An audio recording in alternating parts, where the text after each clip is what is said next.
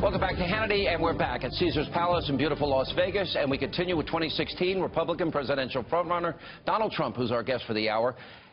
I know that these are labels, but is there anything that you would describe yourself as liberal on?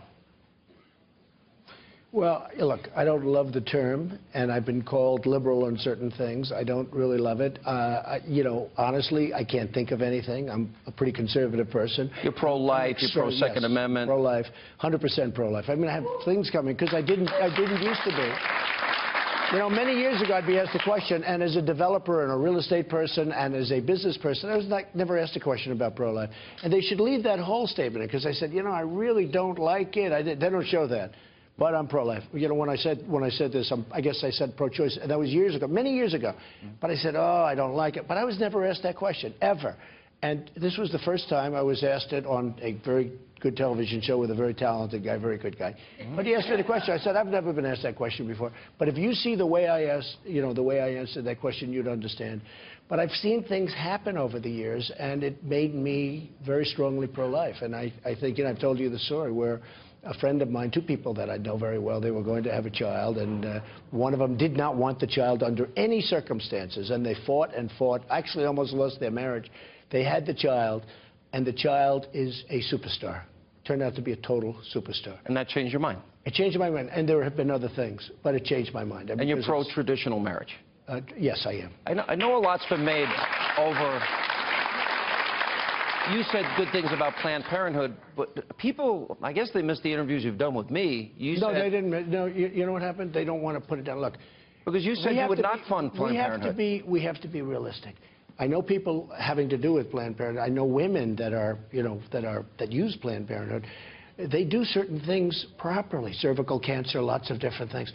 But I would defund it if they're going to do the abortions. And I said that to people. If they continue abortions, no. They serve they have millions of women who need service. You know, they talked about women's health care issues, and I said I'm going to help women.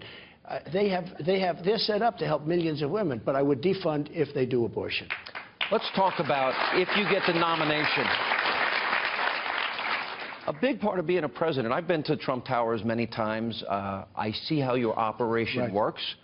I wonder in my mind how that would translate if you become the president. Who are people off the top of your head that you would want to surround yourself with on important issues like national security, homeland security, the economy? Okay, so first of all, we have so many different elements. We have trade. I'll be so good on trade. You know, when I first announced on June 16th, I came down the escalator with Melania, and it was really a nice thing, but it takes guts to run for president. It takes a lot of courage. I think you described it pretty well the other night. It's brutal, it's hard. Oh, it's brutal. And then everybody lies. I've never seen liars like this. The people, these politicians, no, they're incredible.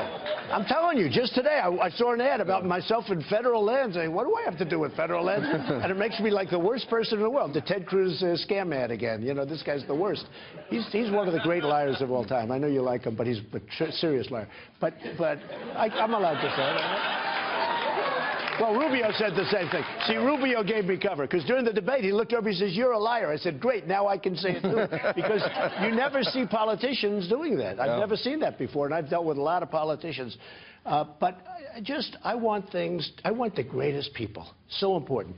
Carl Icahn has endorsed me. He's a great businessman. Phil Ruffin has endorsed me. Great, great businessman. When you put people like this, like I'll say to Carl, I want you to watch over trade with China. We're going to lose $500 billion in dealing with China. And then if I say I'll tax them because they're not treated, you know what they do? It's manipulation of the currency. They devalue their currency. They make it impossible for our companies to compete. And then when I say it's not going to happen anymore, I'll get these conservative guys. You know, I don't even know if they're conservative, but they write different magazines that don't sell. They're all dying. Every one of them's died. But I'll have a story that Trump is not a conservative because he doesn't believe in free trade. I do believe in free trade, but China can't make $505 billion on us this year. We don't have any money. So you're a free, fair trade. A fair trade. And you'll negotiate and fight for fair trade. I would say this. Fair trade, smart trade. I'd even like to say brilliant trade. I want brilliant trade. We need brilliant trade now because we're so far behind the eight ball. We've been losing so much money for so long. When I say the wall, okay, everybody loves a wall. You know, even these crazy candidates. I mean, I have people, they come up to me. The other day I was listening to one of the candidates, and he said, We will build the wall. My wife said, where did that come from? In fact, we played it back.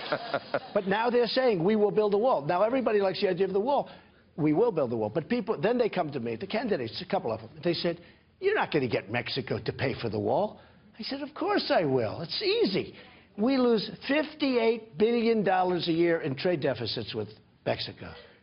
In addition, we give them subsidies, and that's not including all the drugs that are pouring across the border. I've been there 12 times. All right? You understand what I'm saying. All right, let me ask this. Side question.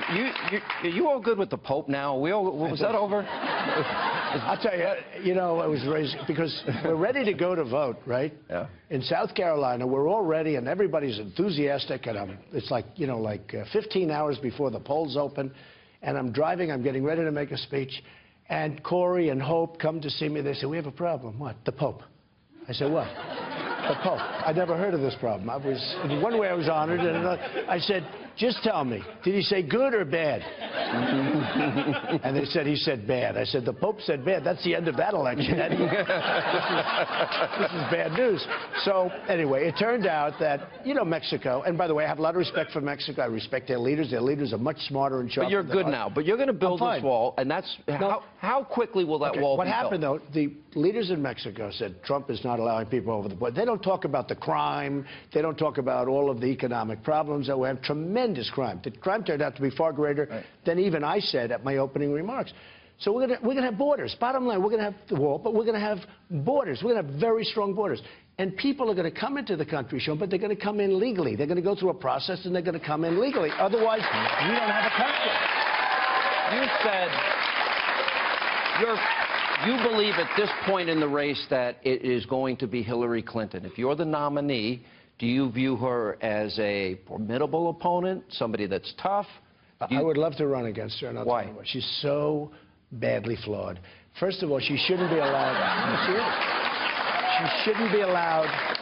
I'd also love to run against a socialist/communist. Okay, that would help. I don't think our country is ready for communism. I sort of like that. You know, when you say 97% tax in order to take care of these things, and by the way, then you wouldn't have enough either. So nobody will have anything at that point. But okay, we're not ready for it. So yeah, I've done very well in the polls. You've seen a recent Fox poll. A Q poll just came out where I was ahead of her by a pretty good margin, and I haven't started on her. USA Today. I mean, I haven't. Are you planning soon? No, honestly, no. I'm focusing on, I still have, you know, we have 5 left total. And I started off with 17. I was attacked viciously by many people. And those people all went poing. They went down. No, I mean, if you look at it, I mean, I was attacked by people. I'm saying, what happened? What did I do? And then I, of course, attacked back.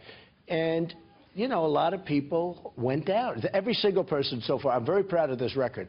Wouldn't this be good to have for the United States? Every person that's attacked me has gone down. Yeah.